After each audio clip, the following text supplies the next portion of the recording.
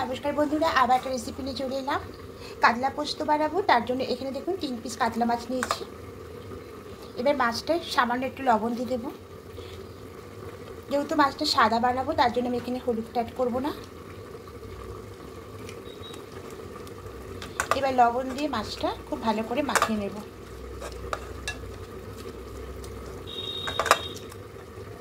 এভাবে এটা রেখে দেবো।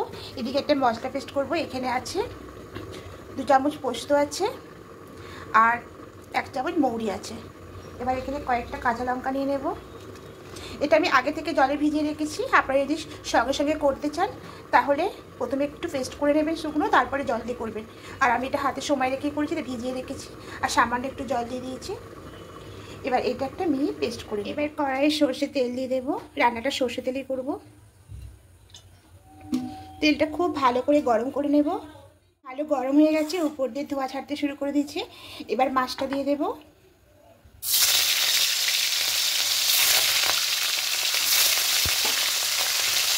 মাছের উপাসটা উল্টে নেব। এদিকটা লাল লাল করে ভেজে লাল করে ভাজা হয়ে গেছে। এবার তুলে নেব। এর থেকে বেশি লাল করবো না। ঠিক এইভাবে মাছগুলো ভেজে নিয়েছি। এবার ওই তেলের মধ্যেই দেব গোটা গরম মশলা, 3টে এলাচ ফাটিয়ে নিয়েছি, লবঙ্গ আর দারুচিনি। এবার এর মধ্যেই সরাসরি দিয়ে দেবো কাঁচা লঙ্কা, পোস্ত আর মৌরি।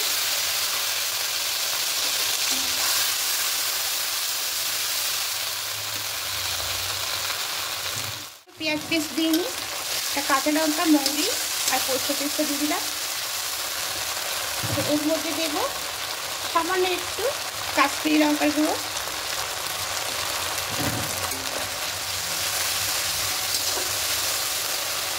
কালারটা সুন্দর আসার জন্য এটা আপনারা অ্যাভয়েড করতে পারেন, না দিতে পারেন। এবার এখানে 2 চামচ টক দই ফেলে রেখেছি, টক দইটা দিয়ে দেবো। এটা অবশ্যই দেবেন। এবার পরিমাণ মতো লবণ অ্যাড করবো। এবার খুব ভালো করে একটু কষিয়ে নেব।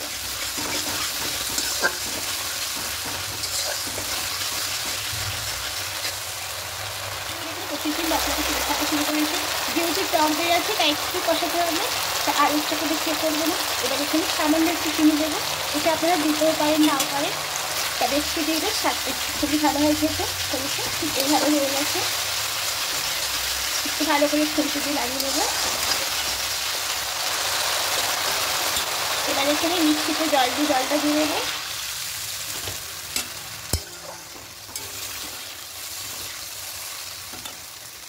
আর একটু জল দেবো।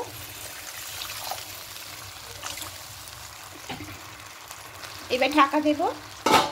ঢাকা দিয়ে জলটাকে ফুটতে দেবো। ফুটে নেব। এখন ফুটতে শুরু করে দিয়েছে। এবার এখানে মাছটা দিয়ে দেবো।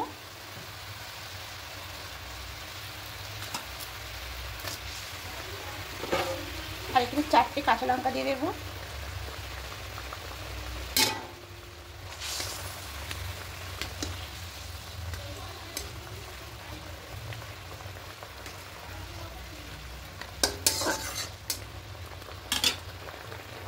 এবার ঢাকা দিয়ে একটু হতে দেব।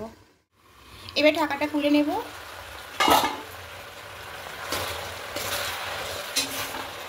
মাছটা হয়ে গেছে। এবার গ্যাসটা অফ করে দেব। এবার নামিয়ে নেব। একটা প্লেটের মধ্যে নামিয়ে নেব। কাতলা পোস্তটা একদম রেডি হয়ে গেছে। তা বন্ধুরা অবশ্যই একবার বানিয়ে দেখবেন। আশা করি আপনাদের খেতে ভালোই লাগবে। আর যদি ভালো লেগে থাকে অবশ্যই কমেন্টে জানাবেন, একটা লাইক করে দেবেন। আর যারা নতুন বন্ধুরা দেখছেন সাবস্ক্রাইব করে আমার পাশে থাকার জন্য অনুরোধ রইল। আমি আরও নতুন নতুন রেসিপি নিয়ে আসবো। আর যারা ইনস্টাগ্রাম, ফেসবুক থেকে দেখছেন অ্যালেক্স দীপা পেজটাকে ফলো করে দেবেন। তো আপনারা ভালো থাকবেন, সুস্থ থাকবেন। আজকের মতো টাটা।